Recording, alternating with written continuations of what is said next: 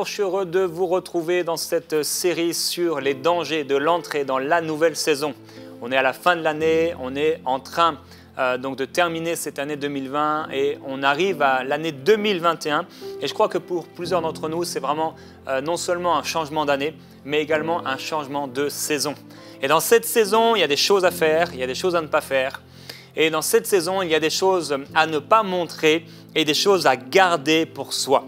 Hier, j'ai parlé de Samson. Samson, cet homme qui va avoir des mauvaises relations. Il est dépendant affectif.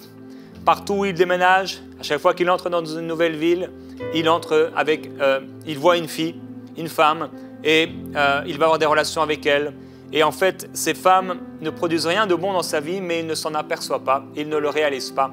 Et la dernière de ces femmes, Dalila, qui veut dire faible, il s'attache à cette femme qui est faible, et cette femme va essayer de savoir quel est le secret de son onction. Quel est le secret de sa vie? Qu'est-ce qui fait qu'il est si particulier? Qu'il est là parmi le peuple de Dieu, choisi? Qu'est-ce qui fait que Dieu a posé son regard sur lui et qu'il lui donne une force? Nous savons que notre foi est quelque chose que le diable veut attaquer, que le diable veut détruire. Le fait que vous marchiez avec Dieu, cela déplaît au diable et le diable fera tout son possible pour vous empêcher de prier, pour vous empêcher de garder votre foi, votre zèle, votre amour pour Dieu. Il essaiera d'envoyer des personnes autour de vous pour vous amener en bas. Peut-être des personnes, il ne viendra pas de façon à frapper les regards. Il viendra peut-être en se cachant, en se déguisant, comme un ange de lumière. Et voici que souvent il met dans la vie d'un jeune homme et d'une jeune fille, justement un autre jeune homme, une autre jeune fille. Il a l'air tellement gentil, il a l'air tellement beau. Il est même assez agréable et il est respectueux concernant ma foi. Bon, il ne marche pas avec Dieu, il n'est pas sauvé, il ne connaît rien du Seigneur, mais au moins il respecte et il m'aime, ça c'est le plus important. Oh oui, il m'aime, alors je vais m'engager avec lui. Je vais m'engager avec elle. Quel danger! Et j'ai parlé hier de ces personnes avec qui on ne doit pas marcher et encourager les jeunes à fuir les passions de la jeunesse. Quelles sont ces passions? Ce que veut dire le mot passion? Le mot passion vient d'un mot qui veut dire se tourner vers quelque chose, avoir un désir ou désirer quelque chose. Et aussi, ça parle de ceux qui désirent des choses qui sont défendues ou encore convoitées. Et en prenant l'exemple de Joseph qui, alors que cette femme veut coucher avec lui, il va fuir loin d'elle. Je vous encourage et j'ai encouragé les jeunes hommes, les jeunes filles et toute autre personne à fuir les passions, et particulièrement les passions de la jeunesse.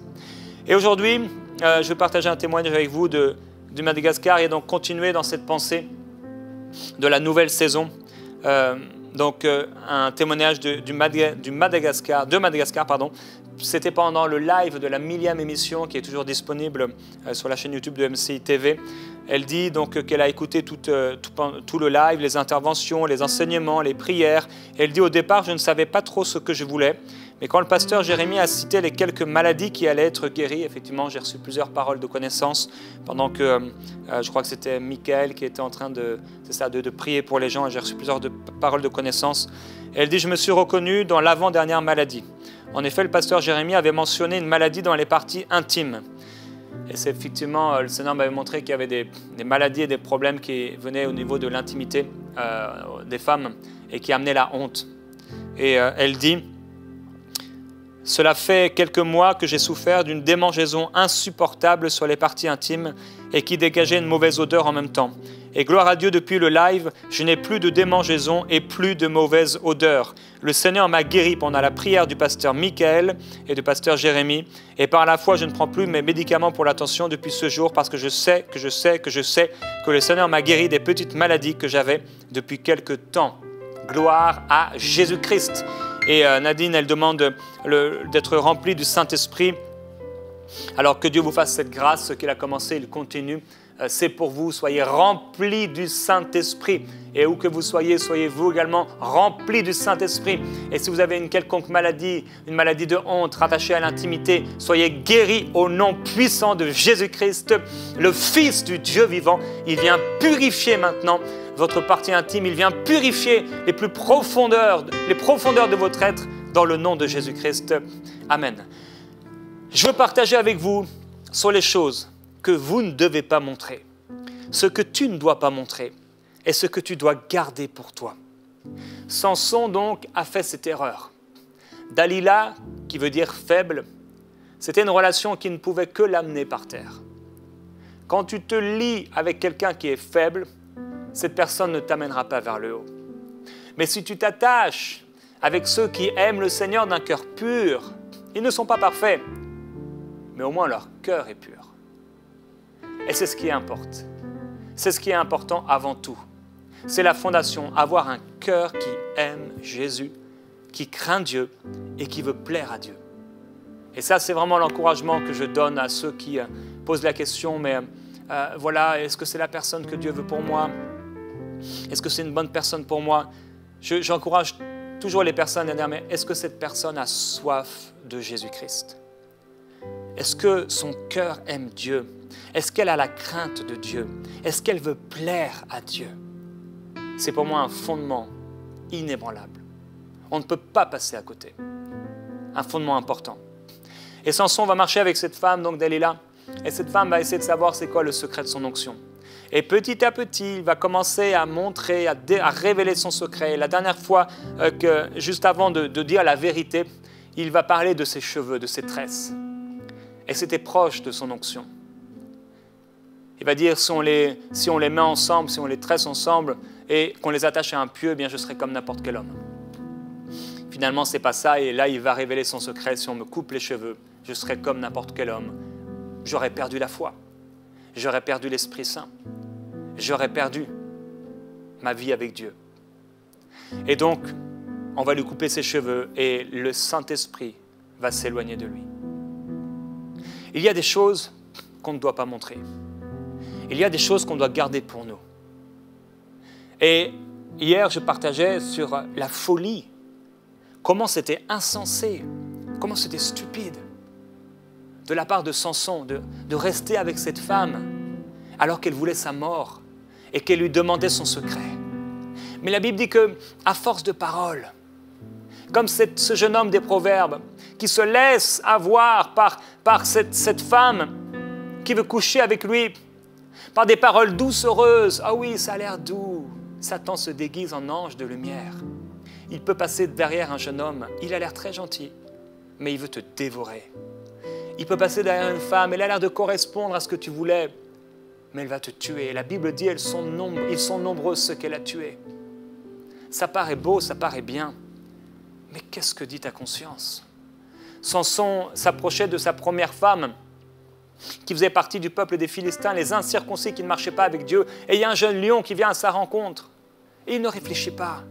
Ce ne serait pas un signe de la désapprobation divine? Il n'y aura pas quelque chose qui ne va pas? Et au moins, même si je ne veux pas voir des signes partout, je peux prendre au moins le temps de mettre cela devant Dieu. Comme dit la parole. Je vais aller dans Proverbes, chapitre 3, verset 5. « Confie-toi en l'Éternel de tout ton cœur et ne t'appuie pas sur ton intelligence. Oh oui, ça a l'air bien, il est gentil, il m'aime. Reconnais-le dans toutes tes voies et c'est lui qui aplanira tes sentiers. Ne sois pas sage à tes propres yeux. » Alors au moins, Seigneur, il y a cette chose, mais je vais te reconnaître, je vais prier par rapport à ça. Et donc Samson, finalement, il a été au-delà de sa conscience. Et même si l'Esprit de Dieu est venu sur lui pour tuer ce jeune lion, parce qu'il avait l'onction. Et quand tu as l'onction, tu peux voir des choses et tu peux voir la bénédiction, mais ça ne veut pas dire que Dieu est pour toi. La Bible dit qu'ils vont dire au Seigneur, mais n'avons-nous pas chassé des démons en ton nom? Il faut une onction pour chasser des démons. Il faut une autorité. Mais le Seigneur va leur dire, je ne vous ai jamais connu. Ça veut dire, le verbe connaître ici, c'est connaître intimement, dans l'intimité. Vous n'étiez pas là. Vous avez fait des choses pour moi, mais dans l'intimité, vous n'étiez pas là. Vous étiez comme Samson. Et hier, je n'ai pas eu le temps de le dire, mais vous savez, la vie de prière de Samson, c'était catastrophique. La Bible nous mentionne 2 prières qu'il a faites. La première parce qu'il avait soif. Et c'est parce qu'il avait soif qu'il a dit à Dieu, « Je suis pressé par la soif, donne-moi à boire. » Et la deuxième prière, il a dit, « Seigneur, je n'ai plus mes yeux, je n'ai plus ma force, mais donne-moi encore une dernière fois de la force afin que je puisse me venger de mes ennemis. » Sa vie de prière était complètement égoïste, centrée sur ses besoins. Centrée vers ses besoins. Il y a des choses qu'on ne doit pas montrer. Il y a des choses qu'on doit garder pour nous. Alors, Samson n'aurait pas dû me révéler, n'aurait pas dû montrer où était son onction. Il aurait dû garder ça pour lui.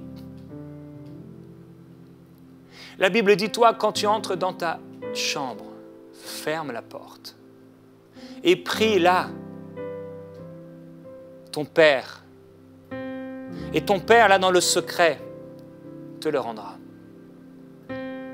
J'aimerais m'adresser à vous, quel que soit votre âge. Quelle est votre vie de prière? À quoi se résume-t-elle? La vie de prière de Samson, c'était pour que Dieu le venge de ses ennemis et pour qu'il ait à boire. Ça résumait parfaitement ce que le peuple d'Israël priait. En sortant d'Égypte, ils ont vu les ennemis, ils ont dit « Oh !» Ils ont crié à Dieu pour que Dieu les délivre de leurs ennemis. Et une fois qu'ils ont vu les Égyptiens morts à la surface des eaux, et ils étaient tout contents, ils ont loué Dieu. « Oh, gloire à Dieu !» On a pris le tambourin. Myriam a loué le Seigneur. « Oh, tu es le plus formidable des dieux !» Et là, ils sont entrés dans l'épreuve de la patience, l'épreuve de la foi, l'épreuve de l'amour pour Dieu. Est-ce que tu aimes vraiment Dieu pour qui il est ou est-ce que tu aimes Dieu pour ce qu'il fait pour toi? Et ils ont commencé à avoir faim et à avoir soif. Et si on pouvait mettre leur prière dans une prière, ce serait « Seigneur, donne-moi à manger et à boire. Seigneur, satisfais mes besoins. » Il y a l'homme de Dieu, je crois, c'est Jacob, qui a prié une prière. Et cette prière m'a toujours surpris. Il a dit, si je reviens ici, et si tu me fais réussir, et si tu me donnes à manger, alors tu seras mon Dieu. Mais c'est quoi cette prière? Et pourtant Dieu l'a écouté. Oh, quel amour de Dieu. Combien Dieu nous aime. Comment il nous a aimés pendant qu'on était encore pécheurs. Quand on a fait des prières totalement égoïstes. Il y a des gens, ils s'en fichent de Dieu, pour ne pas dire autre chose, toute leur vie. Et à un moment, ils sont malades et là, ils crient à Dieu. Oh, et pendant toute leur vie, ils ont méprisé Dieu. Ils n'ont jamais dit merci à Dieu pour l'oxygène qu'ils respirent et pour l'air qu'ils respirent. Ils n'ont jamais dit merci à Dieu pour le sol qu'ils peuvent fouler, pour la nourriture qu'ils peuvent manger, pour les enfants qu'ils ont pu avoir. Ils n'ont jamais dit merci à Dieu. Ils l'ont critiqué, ils ont juré son nom. Et voilà qu'ils sont malades, ils ont besoin. Oh Dieu, s'il te plaît, s'il te plaît. Et Dieu est tellement bon qu'il les exauce. Ça, c'est notre Dieu. Il est tellement bon, il est tellement merveilleux. Dieu est bon. Et malgré cette vie de prière qui est assez égoïste, Dieu répond. Il y a une chose qu'on doit garder, c'est notre vie de prière, notre intimité avec Dieu. Garde ton intimité avec Dieu. Il n'y a rien qui peut remplacer le lieu secret. Vous savez, on prie dans Prière Inspirée. On a fêté il y a quelques semaines la 1000e émission de Prière Inspirée. Ça veut dire que j'ai prié 1000 fois sur ce fauteuil. Mais s'il n'y avait que ça, ça n'irait pas. Si je n'avais pas ma vie personnelle de prière, ma propre intimité avec Dieu, là où personne ne me voit, là où je suis seul, ça voudrait dire quoi? Que je suis un menteur, que je suis un hypocrite. Ça voudrait dire que je prie devant les gens, mais qu'à la maison, je ne prie pas. Je serais un hypocrite. Je serais un truand, un voleur, un manipulateur, un menteur. Mais je ne le suis pas. Parce que j'aime Dieu et je me réveille le matin et première chose que je fais, je prie en langue. Première chose que je fais, mes pensées se tournent vers Dieu et je vais prier. Pourquoi? Parce que je l'aime. Je l'aime.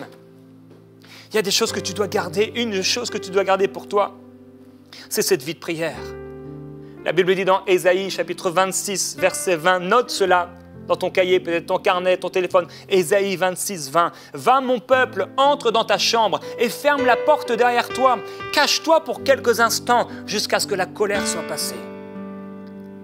On est dans le temps de la grâce de Dieu, mais il y a comme la colère de Dieu qui est là, prêt à se révéler. Mais toi, cache-toi dans l'intimité, parce que c'est là dans l'intimité, parce que tu es intime avec Dieu, que la colère de Dieu ne te frappera pas. Cette intimité avec Dieu, c'est comme le sang que tu mets sur les linteaux de ta porte. Oh, moi, je suis intime avec Dieu. Non seulement Dieu me connaît, mais je connais Dieu. Une chose que tu dois garder et que tu ne dois pas montrer, c'est ton intimité. Ça ne dérangeait pas Samson d'aller de femme en femme et de relation en relation. Ça ne dérangeait pas Samson, ça ne l'a pas dérangé apparemment au bout d'un moment de révéler son secret. Joseph, cette femme a voulu coucher avec lui, mais il a couru. Pourtant, c'était la femme de son maître. Il aurait pu se dire, eh bien, oh, c'est la femme de mon maître, je vais pouvoir coucher avec elle, tranquille. Personne n'en saura rien. Mais il a couru. Et il a laissé son vêtement. Il a laissé son vêtement. Ça lui a peut-être causé des problèmes. Mais il a laissé son vêtement. Il y a un homme qui a laissé son vêtement quand Jésus-Christ, on est venu le chercher. Judas, avec tout ce peuple, cette foule de soldats, la Bible dit qu'il avait un drap et qu'il est parti tout nu. Il y a des gens qui partent tout nus pour faire des choses mauvaises ou pour s'échapper d'un danger. Il y a des gens qui partent tout nus parce qu'ils veulent marcher avec Dieu. Et même s'ils avaient un vêtement, et c'était un vêtement de péché, ils préfèrent le laisser et être à nu devant Dieu. Seigneur, voici, je suis tel que je suis, tel que tu me vois, Seigneur. J'ai mes péchés, j'ai ceci, je sais là, mais Seigneur, je t'aime et je renonce à ces choses. Je ne veux pas de ces vêtements. Samson devait garder l'onction, ne pas révéler son secret. La Bible dit qu'il ne devait pas boire ni vin, ni boisson forte, ni plat impur, et il ne devait pas se couper les cheveux. Il ne devait pas se couper les cheveux. Il a jeté ses perles au pourceau à Dalila la faible. Jésus a dit dans Matthieu chapitre 7 au verset 6, et ça aussi vous pouvez le noter, Matthieu 7, 6, « Ne donnez pas les choses saintes aux chiens, et ne jetez pas vos perles au pourceau, de peur qu'ils ne se détournent et qu'ils les foulent aux pieds et qu'ils ne vous déchirent. Si tu donnes ta sainteté aux porcs, ils vont te déchirer. Si tu donnes ta nudité aux porcs, ils vont te déchirer. Si tu commences à montrer ton ventre, si tu commences à montrer ta poitrine, tu vas te faire déchirer. On va te faire du mal. Tu veux entrer dans cette nouvelle saison et Dieu veut t'amener dans cette nouvelle saison. Peut-être même que c'est quelqu'un, et là tu penses aux fiançailles, tu es dans une relation amoureuse et c'est une nouvelle saison. Tu t'approches peut-être vers le mariage, mais garde secret ce qui doit rester secret. Jusqu'au jour où ces choses vont être révélées. Dieu veut t'amener dans une nouvelle saison, mais toi garde ce que Dieu t'a donné. Ne le jette pas aux chiens, ne le jette pas au pourceau, garde-le pour toi. Il y a des femmes qui souffrent tellement d'avoir été abusées sexuellement. Des garçons qui souffrent tellement d'avoir abusé sexuellement. Pourquoi? Parce qu'on a fait avec eux quelque chose qu'ils n'auraient pas voulu. Ils voulaient garder leur intimité, ils voulaient la préserver. Et toi, au lieu de la préserver, tu la donnes et tu la jettes aux chiens et aux pourceaux. Ton corps, tes seins, ton sexe sont des choses saintes pour Dieu. Ne les jette pas aux chiens. Garde-les pour toi. Garde-les pour toi. Tu ne dois pas les montrer. Oui, ce que tu ne dois pas montrer est ce que tu dois garder pour toi. Garde ton intimité, préserve ces perles. Ce sont des perles. Ce sont des perles, ça ne doit pas être montré. Arrête de te montrer sur les réseaux sociaux. Habillé de plus en plus courtement. On voit quasiment tout. Tu es en train de jeter tes perles au porc.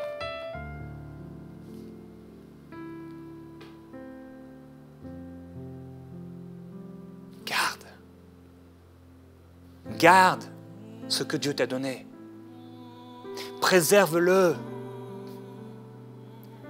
Paul va dire, on entend parler parmi vous d'inconduite même, telle qu'on n'en rencontre même pas chez les païens. On est arrivé à un point, à une génération où c'est terrible. C'est terrible, en quelques clics. On peut se retrouver à regarder des choses horribles.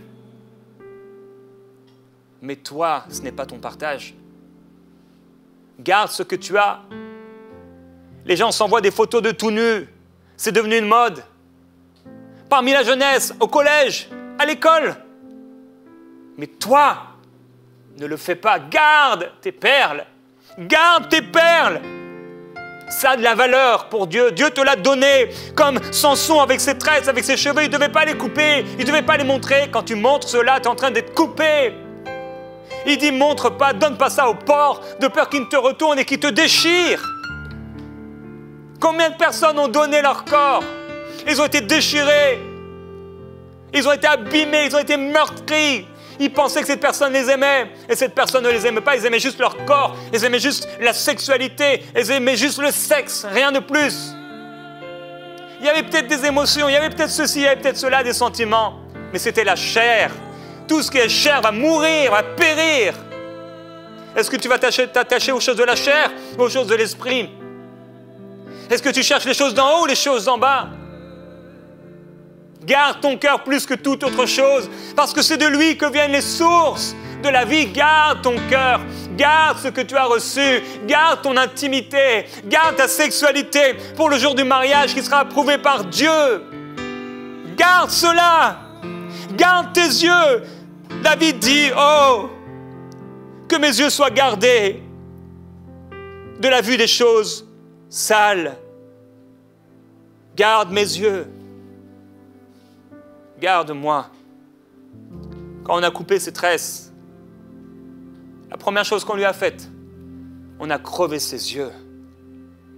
Quand il a révélé l'onction, quand il n'a pas gardé, il ne voyait plus. Comment on veut entrer dans une nouvelle saison?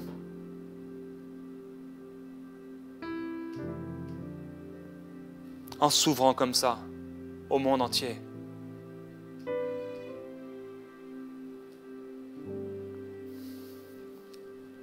La troisième chose que tu dois garder, c'est ton appel. Le plan de Dieu pour Samson, ce n'était pas qu'il ne boive pas de vin, qu'il ne boive pas d'alcool, qu'il ne mange pas de certains mets et qu'il ne se coupe pas les cheveux. Ça, ce n'était pas le plan. Ça, c'était des instructions. Garde les instructions de Dieu. Comme j'ai dit précédemment, les instructions de Dieu, c'est ce que Dieu t'a dit. Garde ton corps et garde ton cœur. Garde les perles. Mais en plus de garder ces instructions, en plus de garder ta vie de prière, garde ton appel. Et ton appel, comme je le dis, ce n'est pas ces instructions que Dieu t'a données. Ça, ce sont des choses qui vont te préserver. Mais l'appel qui était sur la vie de Samson, Dieu avait dit à ses parents, c'est lui qui commencera à sauver Israël de la main des Philistins. Dieu n'est pas là pour te dire, ne touche pas, ne fais pas ceci, ne fais pas cela. Mais Dieu t'indique la voie à suivre et te dit oui, ne fais pas cela, ne fais pas ceci. Mais il te montre quelque chose. Ses yeux ne sont pas sur les choses que tu dois faire et pas faire. Ses yeux sont sur ton cœur et sur la route, sur tes pas. Ce n'est pas le but, ces choses. C'est simplement des éléments qui te permettront d'être dans les dispositions nécessaires pour remplir ton appel aujourd'hui et demain. Pour accomplir ton appel, tu devras faire des sacrifices et renoncer à la chair. Joseph avait un rêve. Il aurait dû le garder pour lui. Il n'aurait pas dû le révéler à toute sa famille. Il aurait dû le garder caché. Il aurait dû garder ses songes pour lui, ne pas les révéler, au point où toute sa famille va avoir un problème avec lui, son propre père va lui dire, mais est-ce que tu prétends que tu vas régner sur nous? Ses frères vont le haïr et le détester, il va continuer à révéler ses songes. Il y a des choses, on doit les garder pour nous. Cette intimité, on doit la garder pour nous. Cette vie de prière, on doit la garder pour nous. Ces instructions, on doit les garder pour nous. Cet appel, on doit le garder, le conserver, irréprochable, jusqu'à l'avènement du Seigneur. Père, je prie pour ceux qui m'écoutent aujourd'hui, pour tous ceux qui ont une vie de prière qui ressemble à celle de Samson. Ils te prient seulement quand ils ont un besoin. Et tu as tellement mieux pour eux. Je prie, Père, pour un souffle nouveau dans leur vie de prière. Je prie, Père, pour un amour nouveau pour toi. Une consécration nouvelle. Une sainteté nouvelle. Je prie pour ceux qui ont commencé à donner leur corps en envoyant des photos, des vidéos, physiquement même. Ô précieux Jésus-Christ, tu es venu habiter dans notre corps par le Saint-Esprit. Ta parole déclare que quand on pêche contre son propre corps, c'est comme le pire des péchés.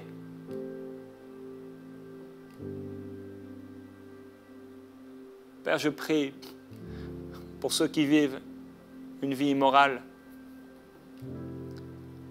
qui s'attachent à des choses mauvaises, qui ont des relations sexuelles hors mariage. Tu as tellement mieux pour eux. Et ça, ce n'est pas le but, ce n'est pas l'appel qu'ils ne fassent pas ces choses. Ça, ce n'est pas le but suprême. Mais comme Samson, ils doivent délivrer Israël de la main des Philistins.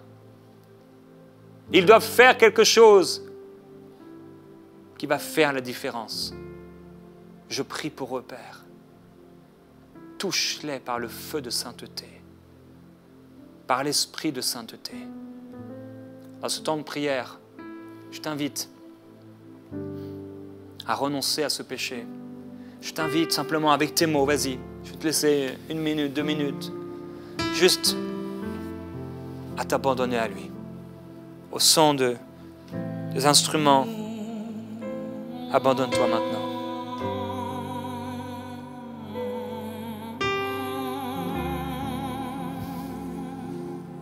Merci Saint-Esprit.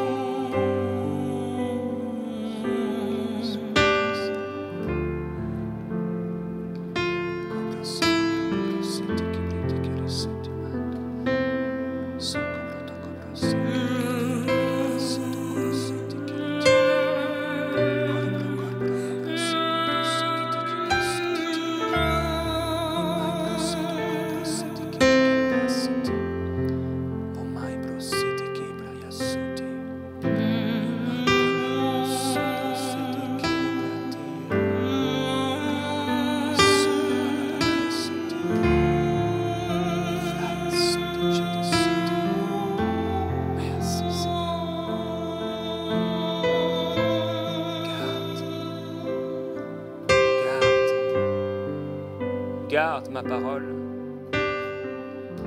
parce que tu as gardé ma parole et que tu n'as pas eu honte de moi.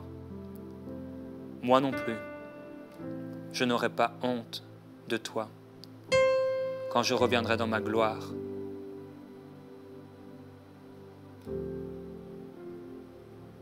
Merci Saint-Esprit.